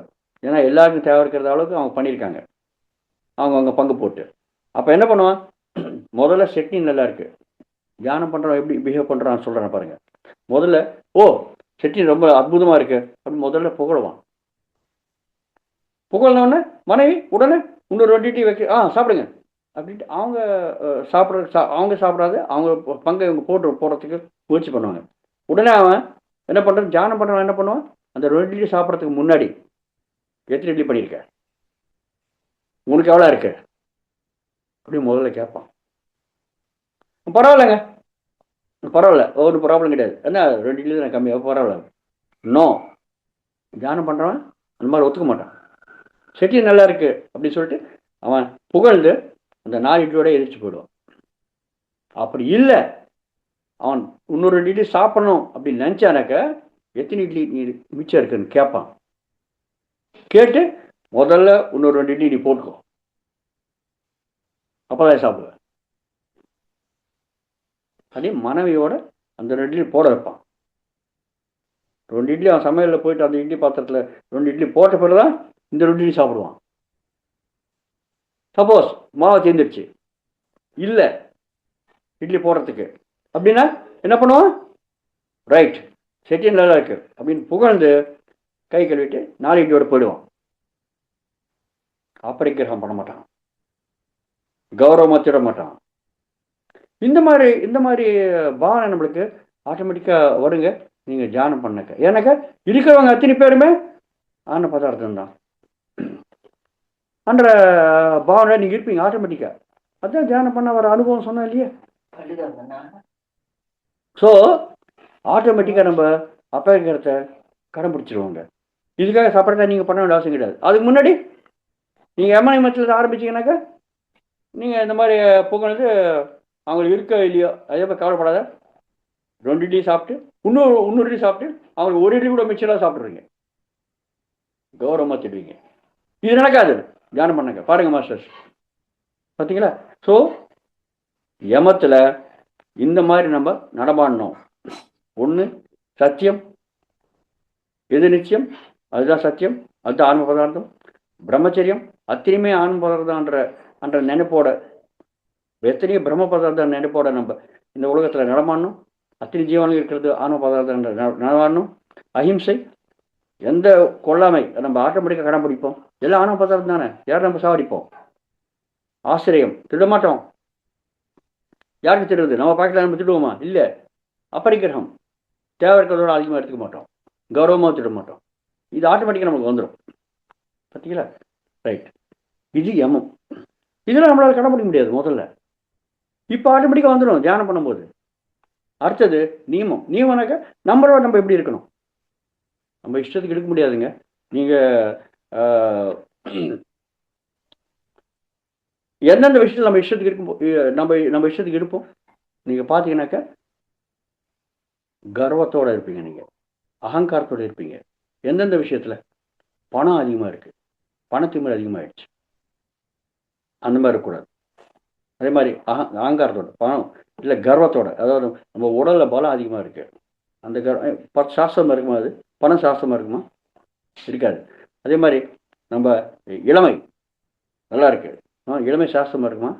இருக்காது. ஆரோக்கியம் சாஸ்திரமாக இருக்குமா? இருக்காது. பேர் சாஸ்திரமாக இருக்குமா? இருக்காது. புகழ், எவ்வளோ பெரிய அதிகாரியாக இருந்தாலும் அந்த சேரில் உட்கார வழின்னா அவனுக்கு அதிகாரம், அந்த அதிகாரம் சேர்லேருந்து கீழே ரிட்டையர் வெளில வந்துட்டானாக்க நாய் கூட மதிக்காத, அவனை பியூன் கூட மதிக்க மாட்டான். அதிகார பலம், அதிகாரம் இருக்கிறது ஆர்வம், பணம் இருக்கிறது ஆர்வம், இளமை இருக்கிறது ஆர்வம், ஆரோக்கியம் இருக்கிறது ஆர்வம், இதெல்லாம் கூட சாஸ்திரமாக இருக்காது. இந்த மாதிரி நம்ம கர்வத்தோட இருக்கக்கூடாது, நம்ம அப்படி இருக்கக்கூடாது. அதெல்லாம் நியமத்தில் வருது, பார்த்தீங்களா? ஸோ அந்த நியமத்தில் வர்ற முதல் விஷயம் என்னன்னாக்க சௌச்சம். சௌச்சம்னாக்க தூய்மை இருக்கிறது, தூய்மையாக இருக்கிறது. தூய்மையாக இருக்கிறது என்னென்ன அர்த்தங்க? எந்தெந்த விஷயத்தில் தூய்மையாக இருப்போம் நம்ம முதல்ல தெரிஞ்சுக்கணும். திரிகரணம் சுத்தி. திரிகரணம் என்ன? சிந்தனை, சொல், செயல், இந்த மூணுமே சுத்தமாக இருக்கணும், அதுதான் திரிகரணங்கள். சௌச்சம், உடலோட சுத்தமாக இருக்கிறது. உடல் சுத்தமாக வச்சுக்கணும். கண்டமனன்னு அசிங்கமாக குளிக்காத, இது பண்ணாத, பல் தேய்க்காத, அந்த மாதிரி வச்சுக்கூடாது. ஆட்டோமேட்டிக்காக அது உடல் சௌச்சியம். சரீர சௌச்சம், குளித்து இதெல்லாம் பண்ணி சுத்தமான துணிகள், ஆடைகளை அடைஞ்சி இதெல்லாம் நம்ம போடுறது உடல் சௌச்சியம். அது அதே மாதிரி உடலோட நம்ம கண்ணமனான்னு காரியங்கள் பண்ணக்கூடாது. உடல் இருக்க பண்ணக்கூடாது. என்ன காரியங்கள் பண்ணுவீங்க நீங்கள்? பிரம்மச்சாரியாக இருக்கணும், பிரம்மச்சரியத்தை கடைபிடிக்கணும். அதே மாதிரி குரோசாஸ்திரத்தில் இருந்து அந்தந்த வேலைகளை எங்கெங்கே சமயத்தில் பண்ணமோ அதெல்லாம் பண்ணணும், இல்லையா? அந்த உடலோட அந்த மாதிரி இருக்கணும். நிச்சயத்துக்கு உங்களால் இருக்க முடியாது. அதே மாதிரி அந்தந்த தர்மங்களை நீங்கள் கடைபிடிச்சி அந்த மாதிரி இருக்கணும். அதே மாதிரி சுத்தமான ஆகாரத்தை சாப்பிடணும். உடலுக்காக நான்வெஜ் தான் சாப்பிடக்கூடாது. நான்வெஜ் சாப்பிட்டீங்கன்னா அது தூய்மையான ஆகாரம் கிடையாது, நீங்கள் உடலை திரும்ப கொடுத்துறீங்க, பார்த்தீங்களா? ஸோ உடலோட சௌச்சம் கடைப்பிடிக்கணும், பார்த்தீங்களா? அதான் நான் முதல்ல சொன்னேன் இல்லையா, நீங்கள் ஹிம்சையாக பண்ண மாட்டீங்க, அஹிம்சையோடு இருப்பீங்க. அப்போ ஆட்டோமேட்டிக்காக நான்வெஜ்லேருந்து வெஜ்ஜுக்கு வந்துடுறாங்க. அது ஆட்டோமேட்டிக்காக ஏமத்தில் வருது. ஆட்டோமேட்டிக்காக நம்ம உடலையும் சுத்தமாக வச்சுப்போம். ஸோ உடல் சுத்தம். அதே மாதிரி அடுத்த சுத்தம்னா மனம் சுத்தம். மனதிலையும் சுத்தமாக இருக்கும். மனதில் இருக்க எண்ணங்கள், அனாவசியமான எண்ணங்கள் வைக்கக்கூடாது. நம்மளை நம்ம கம்மியாக இட போடக்கூடாது, அது எண்ணம் தானே. மற்றவங்களை கம்மியாக இட போடக்கூடாது, அது எண்ணம் தானே. மற்றவங்களை துரும்புப்படுத்தக்கூடாது, அது எண்ணம் தானே. ஸோ ஆட்டோமேட்டிக்காக அந்த மாதிரி விஷயங்கள் பண்ணிங்கனாக்க நீங்கள் மனதை அசுத்தப்படுத்துறீங்க. தேவை இருக்கிறதோட அதிகமான எண்ணங்கள் வச்சிங்க, மனதை அசுத்தப்படுத்துறீங்க, மனதை தூய்மை இல்லாத பண்ணுறீங்க, பார்த்தீங்களா? இந்த மாதிரி பண்ணக்கூடாது. தேவை இருக்கிற அளவுக்கு நீங்கள் சுத்தமாக இருக்கணும், மனதையும் சுத்தமாக வச்சுக்கணும். ஸோ இப்போ தியானம் பண்ணாக்க இது எப்படி நடக்கிறது? இந்த தூய்மை என்றது சௌச்சம் பண்ணுறது எப்படி நடக்கிறது, உடலை எப்படி சுத்தமாக வச்சுப்பீங்க, உங்களுக்கு தெரிஞ்ச விஷயம் தான். எனக்கு உடலை ஏன் சுத்தமாக வச்சுப்பீங்க, யாரும் சொல்லாதீங்க. எனக்கு உடல்னால் தான் நம்மளுக்கு இந்த ஆன்மக்கு தேவை இருக்கிற அனுபவம் வருது. அப்போ அது ஒழுங்காக பாதுகாட்டு தானே. சரியான உணவு கொடுக்கணும், சரியான வேலை பண்ணணும், தேவை இருக்கிற அளவுக்கு தர்ம மார்க்கத்தில் நம்ம உழைச்சி அதை சம்பாதிக்கணும். தர்ம மார்க்கத்தில் அந்த அந்த அந்த சம்பாதிச்ச விஷயத்த நம்ம செலவு பண்ணணும். யாரும் திருடக்கூடாது, யாரையும் தேவை கௌரவமாக திருடாத, ஹிம்சை பண்ணாத. ஆட்டோமேட்டிக்காக நம்ம இதெல்லாம் பண்ண ஆரம்பிச்சிருவீங்க. அப்போ ஆட்டோமேட்டிக் இதெல்லாம் பண்ணுறதுக்கு என்ன காரணம், ஆணவ பதார்த்தம். நம்ம எனக்கு மற்ற எதை பண்ணாலும் அது உடலுக்கு போய் சேரும். உடலே சாஸ்திரமாக இல்லாத போது இதெல்லாம் ஏன் பண்ணுவீங்க, ஆட்டோமேட்டிக்காக உடலை சுத்தம் வச்சுப்பீங்க. இப்போ தியானம் பண்ணுறதுனால என்ன நடக்கிறதுங்க, மூச்சு மேலே கவனத்தை வச்சு எண்ணங்கள் கம்மி பண்ணுறீங்க. எண்ணங்கள் கம்மி பண்ணும்போது என்ன தூய்மையாகுது, மனம் தூய்மையாகுது இல்லையா, ஆட்டோமேட்டிக்காக நடக்கிறது பாருங்க தியானம் பண்ணும்போது. ஸோ சௌச்சம் பண்ணுறது ஆட்டோமேட்டிக்காக நடக்கிறது நம்ம தியானம் பண்ணக்க. இதுக்காக எந்த விதமான முயற்சியும் பண்ண வேண்டிய அவசியம் கிடையாது. ஆட்டோமேட்டிக்காக நியமத்தில் ஆட்டோமேட்டிக்காக அந்த மாதிரி வருது.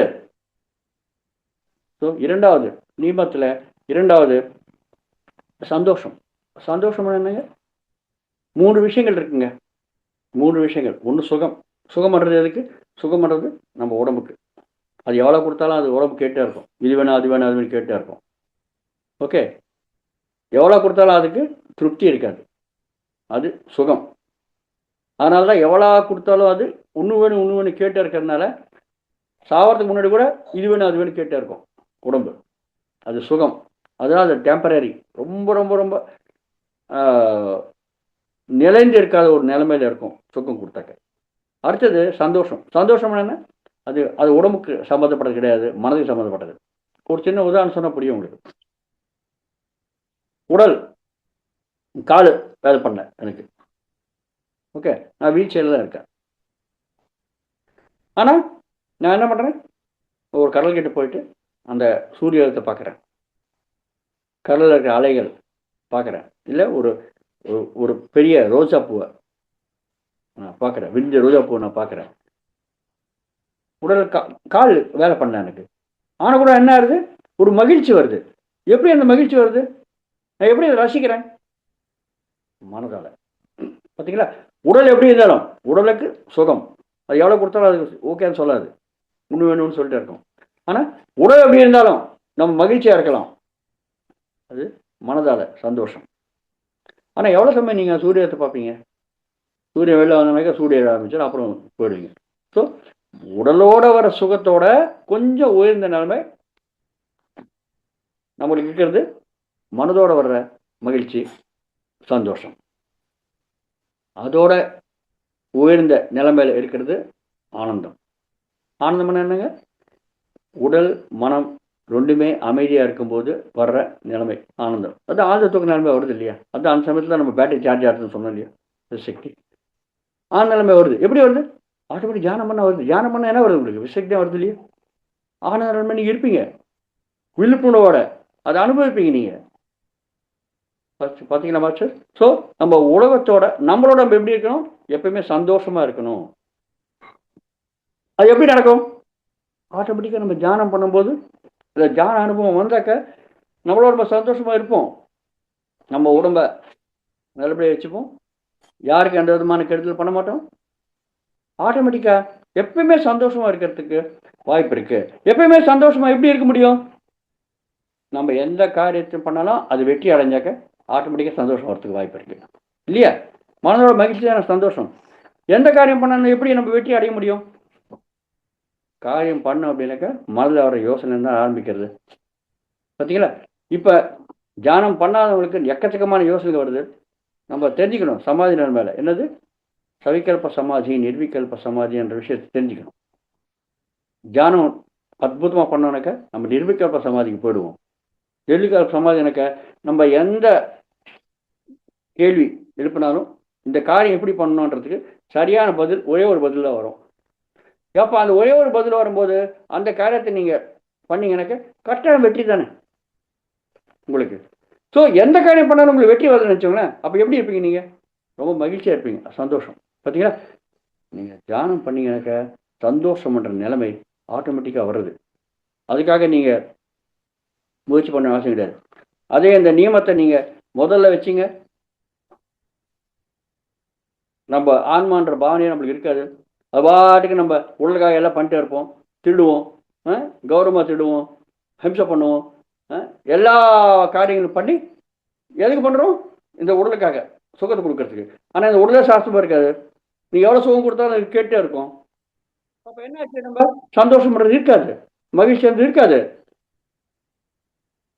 அதனால தான் யம நியமத்தை லாஸ்ட்டில் வச்சுருக்காங்க நம்ம பிரமிட் ஆன்மீக மன்ற இயக்கத்தில். சந்தோஷம்ன்றது ஆட்டோமேட்டிக்காக வரும் நீங்கள் தியானம் பண்ணீங்க. எனக்கு இந்த வழியில் வந்தாக்க ஆசனம், பிராணாயாமம், பிரத்யாகாரம், தாரணா, தியானம், சமாதி. பார்த்தீங்களா? ஆட்டோமேட்டிக்காக சந்தோஷம் வருது. எப்பயுமே சந்தோஷமா இருப்போம், நம்ம திருப்தியா இருப்போம். சந்தோஷமா திருப்தி வந்தது போதும், இருக்கிறதோட நம்ம மகிழ்ச்சியா இருக்கலாம்ப்பா. ஆனா அது இந்த இந்த இந்த பொறாம இருக்கிறது இந்த மாதிரி வராது, இதெல்லாம் வராது. ஆட்டோமேட்டிக்கா திருப்தியா இருப்பீங்க. எவ்வளோ கோடீஸ்வரனா நீங்கள் இருந்தால் கூட நீங்கள் பொறாம இருந்துச்சுன்னா, நீங்கள் 10 கோடி நீங்கள் சம்பாதிச்சிங்கனாக்கா 100 கோடி சம்பாதிச்சவனை பார்த்து பொறாமப்படுவீங்க. அப்போ 10 கோடியை வச்சு நீங்கள் சுகத்தை அனுபவிக்கலாம் இல்லையா, சந்தோஷம் அனுபவிக்கலாம் இல்லையா, அதை எழுதிருவீங்க. அந்த தியானம் எப்போ வரும்? ஆட்டோமேட்டிக்காக நீங்கள் தியானம் பண்ணாக்க 10 கோடி இருந்தாலும் 100 கோடி இருந்தாலும் அது கூட சாஸ்திரம் இருக்காதியா, சாஸ்திரம் நம்ம இருப்போம். அந்த தியானம் வரும், அப்போ சந்தோஷமாக இருப்பீங்க, மகிழ்ச்சியாக இருப்பீங்க. பாருங்கள் நியமம் எப்படி வருதுன்ட்டு. பார்த்தீங்களா?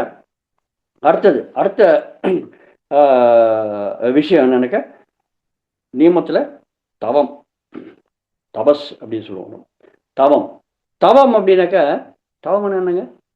மூக்கு மடி உட்காந்து காட்டில் போய் உட்காந்து பொண்டாட்டியை பசங்களை விட்டு எல்லா குடும்பத்தை விட்டு இல்லற வாழ்க்கையெல்லாம் விட்டு ஓடி போய் காட்டில் உட்காந்து தவம் பண்ணுறது, இல்லை உடல் நம்ம ஹிம்சை பண்ணுறது. தவம் பண்ணும்போது என்ன பண்ணுவாங்க? பயங்கரமான சூடான வெயிலில் சுற்றி அக்னியை வச்சு தவம் பண்ணுறது, ஒத்தக்கலைன்ட்டு. நீங்கள் பார்த்துருப்பீங்களே ராவணா எப்படி பண்ணாங்கன்ட்டு. இல்லை கழுதை அழுத்துக்கிட்டு தவம் பண்ணுறது.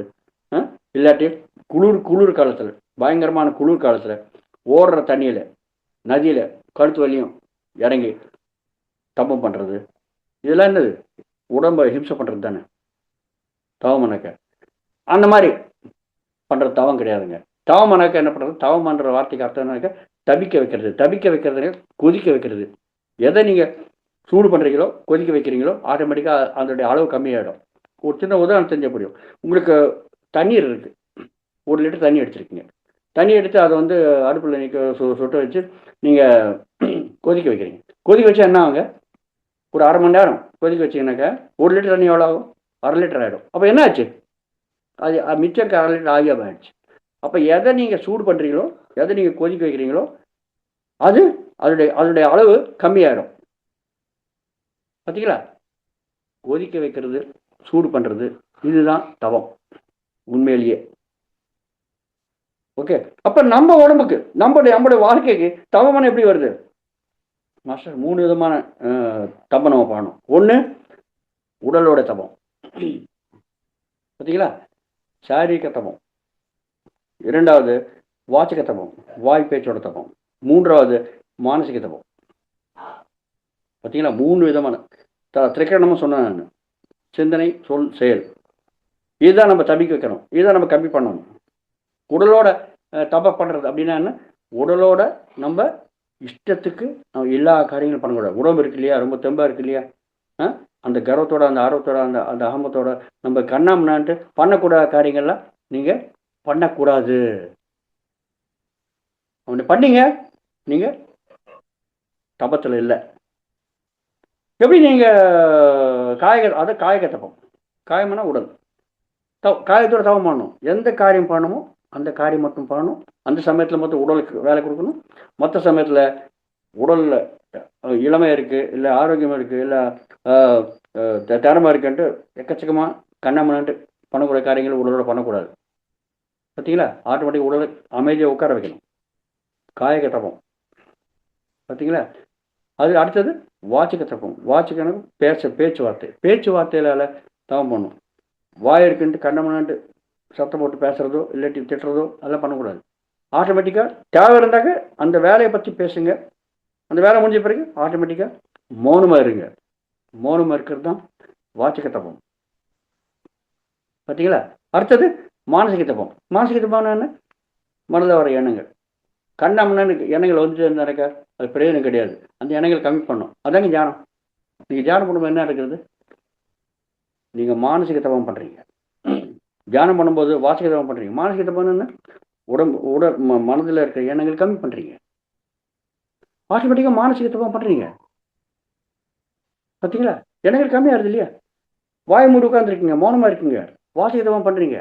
உடலை கட்டி போட்டு உட்காந்துருக்கீங்க, காலை கட்டி, கை கட்டி, வாயை கட்டி, கணை கட்டி, காயக தவம் பண்ணுறீங்க. பாருங்க, தியானம் பண்ணுறீங்கன்னாக்கா நீங்கள் தவம் பண்ணுறீங்க.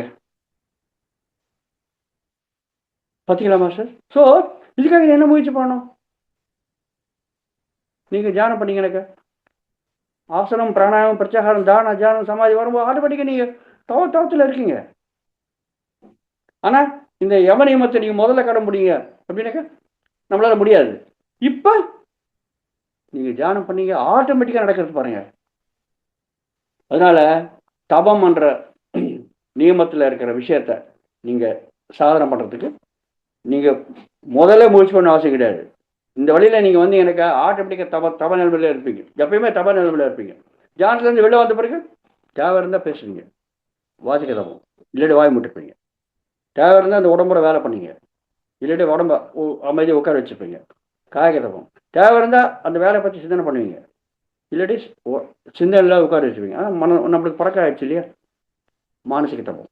ஆட்டோமேட்டிக்காக நீங்கள் தபஸ்வி ஆகிடுவீங்க. பார்த்தீங்களா மாஸ்டர்? பாருங்கள், நீங்கள் இந்த வழியில் வந்து எப்படி நடக்கிறது பாருங்கள். சௌச்சத்தில் இருக்கிற இந்த தபம் வந்தது.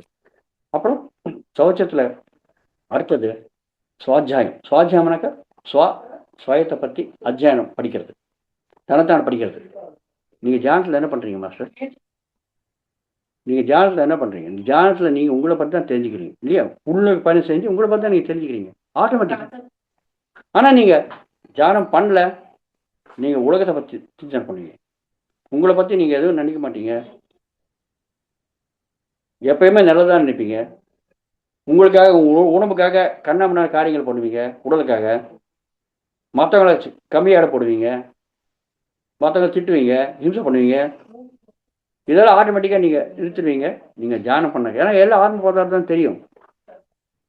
ஸோ அது மட்டும் இல்லாத இந்த மாதிரி ஞானத்தை நம்ம பெறுவோம். இந்த மாதிரி நிறைய புத்தகங்கள் இருக்குது, நிறைய குருக்கள் புத்தகங்கள் இருக்குது. அந்த புத்தகங்கள் மூலிமா அவங்க கொடுத்த ஞானத்தை நம்ம எடுத்துப்போம். அது சுவாத்தியாயம். பார்த்தீங்களா? மற்றவங்களுடைய அந்த அந்த அவங்களுடைய தியான அனுபவத்தை, வாழ்க்கை அனுபவத்தை நம்ம அந்த புத்தகங்களை நம்ம எடுத்து நம்ம அனுபவம் மாற்றிக்கலாம். எவ்வளோ சுலபமான விஷயம் பாருங்க. அதுதான் சுவாத்தியாயம். சுயமாக அத்தியாயம் பண்ணுறது, நம்மளா தியானம் பண்ணுற ஒரு அனுபவம். அப்புறம் மற்றவங்கள உடைய வாழ்க்கையோடைய வரலாறு நம்ம படித்து அவங்களுடைய தியான அனுபவம் முடிச்சா நம்ம அனுபவம் ஆக்கிக்கலாம். அதுதான் சுவாத்தியாயத்தில் நடக்கிறது. அதனால வந்து தியானம் பண்ணும்போது என்ன சொல்கிறோம்? நம்ம தியானம் பண்ணும்போது நீங்கள் தியானம் பண்ணுங்க, நீங்களும் அனுபவத்தை பெறுவீங்க. சுவாத்தியாயம் மற்ற புத்தகங்கள், குருக்கள் புத்தகங்களை படிங்க, உங்களை பற்றி நீங்கள் தெரிஞ்சுப்பீங்க. சஜ்ஜன சாங்கத்தியம் மற்ற இப்போ இது நடக்கிற சஜ்ஜன சாங்கத்தியம் தான். பார்த்தீங்களா? இப்போ என்ன நடக்கிறது? இப்போ எனக்கு தெரிஞ்ச சில விஷயங்கள் உங்களுக்கு நான் சொல்கிறேன். நீங்கள் என்ன முயற்சி பண்ணீங்க? ஒன்றும் முயற்சி பண்ண பாருங்க, ஈஸியாக பண்ணிடுறீங்க.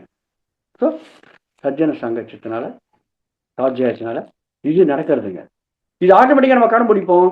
நீங்கள் தியானம் பண்ணீங்கன்னாக்க. அதுக்கு முன்னாடி தியானம் பண்ணாக்க கண்டுக்க மாட்டீங்க, எதுவும் பண்ண மாட்டீங்க.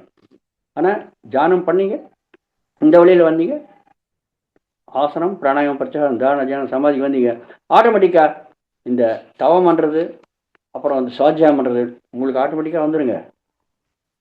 இனி நியமத்தில் 5வது ஈஸ்வர பிரணிதானம். ஈஸ்வர பிரணிதானம், ஈஸ்வரன் என்னங்க? ஈஸ்வரன்னா கடவுள். கடவுள் என்ன? கடவுள் வார்த்தைக்கு அர்த்தம் என்னங்க? உள்ளே கிடக்கிறவன் இல்லையா? யார் உள்ளே கிடக்கிறாங்க? யார் கிடக்கிறாங்க? நம்ம உள்ளே கிடக்கிறவங்க, அதுதான் கடவுள். யார் அது? அதுதான் நம்ம ஆணவ பதார்த்தம். அது இருக்கிற வழியும் தான் நம்ம நடமாடுறோம். நம்ம அந்த ஆணவ பதார்த்தம் நம்ம உள்ளே இருக்கிற வழியும் தான் நம்ம சிவம். அது போயிடுச்சு நம்ம சவம் இல்லையா? அது நம்மளுக்கு தெரியும். ஸோ எல்லாமே ஆணவ பதார்த்தம் தான், எல்லாமே பிரம்ம பதார்த்தம் தான். அதுதான் நம்ம ஈஸ்வரன் சொல்கிறோம் பேர். ஸோ ஈஸ்வர பிரணிதானம் அப்படின்னாக்கா எல்லாமே ஈஸ்வரமயம்தான், எல்லாமே ஆணவ பதார்த்தம் தான், எல்லாமே பிரம்ம பதார்த்தம் தான் என்ற நோக்கத்தோட பாவனையோட நடமாடுறது பிரம்மச்சரியம் சொல்லியிருக்கோம். அதை செயல்படுத்துறது, அது நடமாடுறது பிரம்மச்சரியம். இது செயல்படுத்துறது எப்படி செயல்படுத்துவோம்? நம்ம தியானம் பண்ணாக்க ஆட்டோமேட்டிக்காக நமக்கு தெரியுமே, நம்ம மட்டும் ஆன்மா கிடையாது, எல்லாருமே ஆன்மா. மமாத்மா சர்வபூத்தாத்மா, நம்ம எல்லா பூதங்களும் இருக்கிறது அந்த ஆன்மா தான்.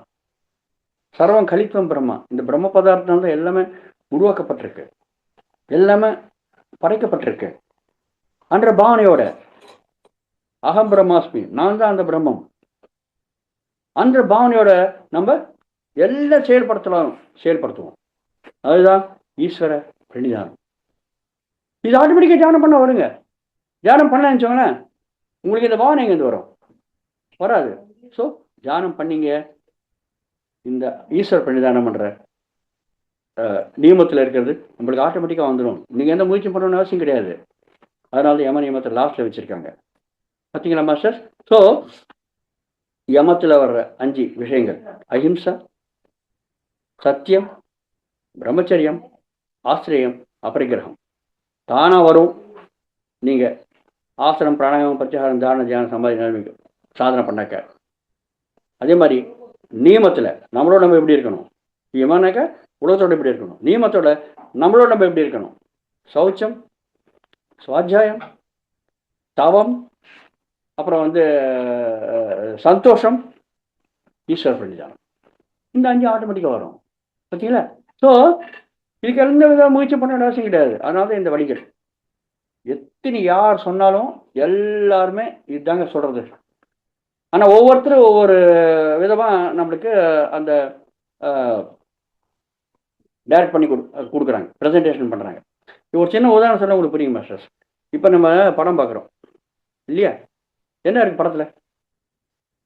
ஹீரோக்கு தான், ஹீரோட சேர்ந்தவங்க, ஹீரோயினோட சேர்ந்தவங்க, வில்லனோட சேர்ந்தவங்க. இந்த 3 கேரக்டர் தானே இருக்குது எந்த படத்தில் பார்த்தாலும். லட்சக்கணக்கான படங்கள் வந்திருக்கு. நீங்கள் எந்த மொழியில் எடுத்தாலும் உலகத்தில் இந்த 3 கேரக்டர் தான் இருக்குது இல்லையா? இந்த 3 பாத்திரம் தான் இருக்குது. இந்த 3 பாத்திரம் சம்மந்தப்பட்டாங்க எந்த படத்தை எடுத்தாலும் இல்லையா? ஏன் இப்போ அத்தனை படங்கள் பார்க்குறீங்க? போ அடிக்காதா? ஏன் பார்க்குறீங்க? எல்லாமே இருக்கு, 3 கேரக்டர் தானே. என்ன காரணம் இத்தனை படங்கள் பார்க்கறதுக்கு? என்ன காரணம்னாக்க ஒவ்வொருத்தர் இன்னைக்கு 3 கேரக்டர் இருந்தாலும் அந்த ஒவ்வொருத்தர் ஒவ்வொரு விதமாக அதை நம்மளுக்கு டைரக்ட் பண்ணி நம்மளுக்கு அமைச்சு காட்டுறாங்க. அந்த அமைப்பு கொஞ்சம் வேறு விதமாக இருக்குது. முதல்ல ஆரம்பத்துலேருந்து ஹீரோயின்னு காதலிச்சுப்பாங்க, இல்லை இன்டர்வல் முன்னாடி காதலிப்பாங்க, இல்லை சுபத்து முன்னாடி காதலிப்பாங்க இல்லையா? இது நடக்கும் கடைசியில். ஸோ எந்த விதமான உங்களுக்கு ப்ரெசென்ட் பண்ணுறாங்க தயாரிப்பில் தான் டிஃப்ரெண்ட்டு. அந்த தயாரிப்பு டிஃப்ரெண்ட்டாக இருக்கிறதுனால நம்ம அந்த தயாரிப்பு விரும்பி நம்ம விதவிதமாக வருது அப்படின்ட்டு அது நம்ம இவ்வளோ படங்கள் பார்க்குறோம். ஆனால் இருக்கிறது என்ன? 3 கேரக்டர் தான், ஹீரோயின், வில்லன். ஆனால் இவ்வளோ ஆயிரக்கணக்கான படங்கள் நம்ம பார்க்குறோம். அதே மாதிரி மாஸ்டர்ஸ் எதுக்கு சொன்னாக்க, எந்த குருக்கள் சொன்னால் கூட மூலமான விஷயம் ஒன்று தான், நம்ம ஆன்மா, உடல் கிடையாது. அது சாஸ்திரமாக இருக்கிறது. அந்த விஷயத்த ஒவ்வொருத்தரும் ஒரு விதமாக சொல்கிறாங்க. பதஞ்சலி இந்த மாதிரி சொல்லியிருக்காரு. பதஞ்சலி சொல்லியிருக்காரு யம நியமம் ஆசன பிராணாயாமம் பிரத்யாகாரம் தாரண சமாதி. அதே விஷயத்த நம்ம பிரமிட ஆன்மீக மண்டலத்தில் நம்ம குருயும் சொல்லியிருக்காரு. ஆசன பிராணாயாமம் பிரத்யாகாரம் தானம் சமாதி யம நியமம். எப்படி சொல்ல என்ன? எல்லாரும் ஒன்று தானே, சொல்கிறது மூலமான விஷயம் தானே, பார்த்தீங்களா? இந்த காலகட்டத்தில் மாதிரி சொல்லிட்டாங்க. அதே மாதிரி மாஸ்டர் நம்ம இந்த மாதிரி நிலைமையில் இந்த மாதிரி இதில் நம்ம பயணம் செஞ்சு போனாக்க நம்ம சில பதவிகள் நம்மளுக்கு வருங்க ஆட்டோமேட்டிக்காக. என்ன பதவி வரும் அப்படின்னாக்கா, நீங்கள் ஆசன சித்தி அடைஞ்சாக்க பிரயத்தனம் பண்ணுறீங்க, ஆசன சித்தி அடையுங்க. நீங்கள் ஆசன சித்தி அடைஞ்சாக்க நீங்கள் முனியன் என்ன மௌனமாக இருக்கிறவன், பார்த்தீங்களா? இப்போ ஆசன சித்தி என்ன? கை கட்டி, காலை கட்டி, வாயை கட்டி, கண் கட்டி மௌனமாக உட்காந்துருப்பீங்க. உடலையும் மௌனமாக உட்கார வச்சிடுறீங்க, மனதையும் மௌனமாக உட்கார வச்சிடுறீங்க. அப்போ நீங்கள் முனி ஆகிட்டீங்க. அதே மாதிரி பிராணாயாம சித்தி அடைஞ்சிங்க நீங்கள், அதாவது மூச்சு மேல் கவனத்தை வச்சு எப்படி வைக்கணும்னா நம்ம தெரிஞ்சுக்கணும். பிராணாயாம ஸ்திதி அடைஞ்சிங்க, நீங்கள் யோகி ஆகிட்டீங்க. அதாவது நம்முடைய மூச்சு காற்றோட இணைந்து இருக்கிறது. யோகம்னு இணைந்து இருக்கிறது.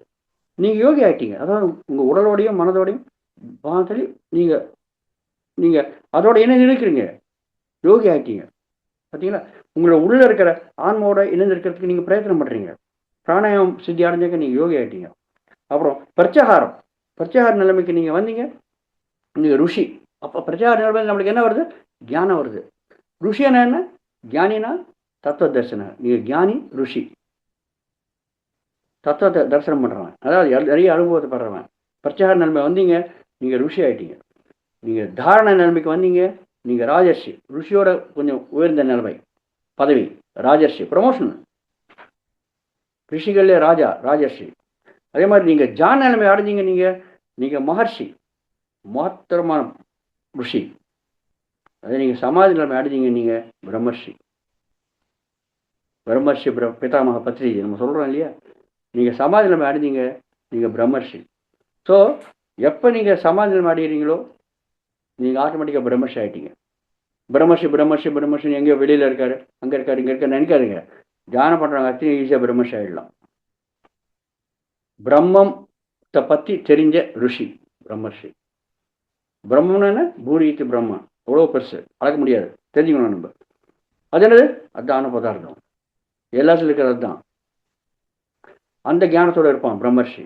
ஸோ ஆசன சித்தி அடைஞ்சது நீங்கள் முனி, பிராணாயாம சித்தி அடைஞ்சது நீங்கள் யோகி, பிரத்யாகார சித்தி அடைஞ்சது நீங்கள் ருஷி, தாரண சித்தி அடைஞ்சது நீங்கள் ராஜர்ஷி, ஜான சித்தி அடைஞ்சது நீங்கள் மகர்ஷி, சமாதி சித்தி அடைஞ்சது நீங்கள் பிரம்மர்ஷி. மாஸ்டர், நம்ம ஈஸியாக பிரம்மர்ஷி ஆகிடலாம். ஆனால் நம்ம பிரமிட் ஆன்மீக மன்ற இயக்கத்துடைய வரிசை பிரகாரம் ஆசனத்துலேருந்து ஆரம்பித்து ஆசனம், பிராணாயாமம், பிரத்யாகாரம், தாரண, தியானம், சமாதி நிலைமைக்கு நீங்கள் வந்தீங்க, ஆட்டோமேட்டிக்காக யம நியமம் வந்துடும். யம நியமம் உலகத்தோட அப்படி இருக்கணும், நியமம் நம்மளோட அப்படி இருக்கணும். இது ரெண்டும் தெரிஞ்சிங்கனாக்கா இனிமேல் நீங்கள் சந்தோஷமாக, சுகமாக, ஆனந்தமாக வாழ்கிறதுக்கு வாய்ப்பு இருக்குது. அதுக்காக தான் நம்ம பிறக்கிறோம், அதுக்காக தான் நம்ம பெரிய எடுத்துருக்கோம், அதுக்காக தான் வாழ்கிறோம். இதுதான் பத்தஞ்சலி சொன்ன அஷ்டாங்க மார்க்கம். நம்ம பிரமிட் சொசைட்டியில் சொன்ன இந்த வரிசைக்கிரமம் ஆசனம், பிராணாயாமம், பிரத்யாகாரம், தாரண, தியானம், சமாதி, யம நியமம் ஆட்டோமேட்டிக்காக வந்துடும். Okay masters, thank you. இந்த வாய்ப்பு கொடுத்ததுக்கு அனைவருக்கும் தேங்க்யூ. நிறைய டவுட்ஸ் வரதுக்கு வாய்ப்பு இருக்கு, அதெல்லாம் முடிஞ்சாக்க தெரிஞ்சுக்கலாம். நிறைய பேருக்கு சில டவுட்ஸ் வரும். என்ன டவுட்ஸ்னாக்கா, நான் தியானம் பண்ணுறேங்க, எனக்கு அந்த அனுபவம் வரல. இந்த டவுட் நிறைய பேருக்கு வரதுக்கு வாய்ப்பு இருக்கு. இந்த நிலைமை நான் சொன்னேன், இந்த ஸ்டேஜ் வரல, என்னதான் பண்ணுறது எனக்கு? நீங்கள் ஒன்றும் கவலைப்படக்கூடாதுங்க. உங்கள் என்ன தேவையோ தியானம் பண்ணால் அது வருங்க.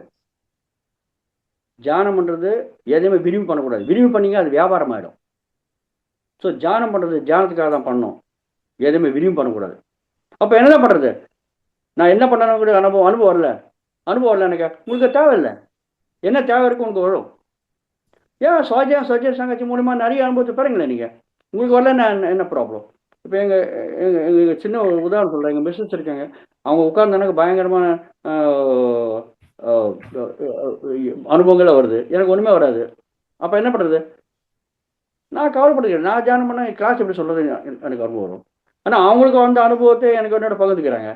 அப்போ என்னாச்சு? எனக்கு வர்ற அனுபவம் ப்ளஸ் அவங்க அனுபவம். அப்போ யாருக்கு அனுபவம் அதிகமாகிடுச்சு? எனக்கு தானே, அவங்களோட. பார்த்தீங்களா? ஸோ அந்த மாதிரி பாசிட்டிவாக நம்ம எடுத்துக்கணும். என்ன தேவை இருக்கோ அது வரும். எதையுமே நீங்கள் விரும்பி தியானம் பண்ணக்கூடாது. விரும்பி தியானம் பண்ணீங்க அது வியாபாரம் ஆகிடும். அதனால் என்ன வருதோ அதை நீங்கள் ஏற்றுக்கோங்க. ஆக்செப்டன்ஸ், அந்த தன்மை வரும் நம்ம தியானம் பண்ணக்க. பார்த்தீங்களா மாஸ்டர்? ஸோ அதனால் எதுக்குமே நீங்கள் கவலைப்படக்கூடாது. வெறுமனே தியானம் பண்ணுறது மட்டும்தான் பண்ணி நீங்கள் பிரயத்தனம் பண்ணி முன்னுக்கு போய் சேரணும். இது ஒரே ஒரு விஷயத்தை மட்டும் நான் சொல்லிட்டு நான் இதை முடிச்சுக்கிறேன். Thank you sir, thank you.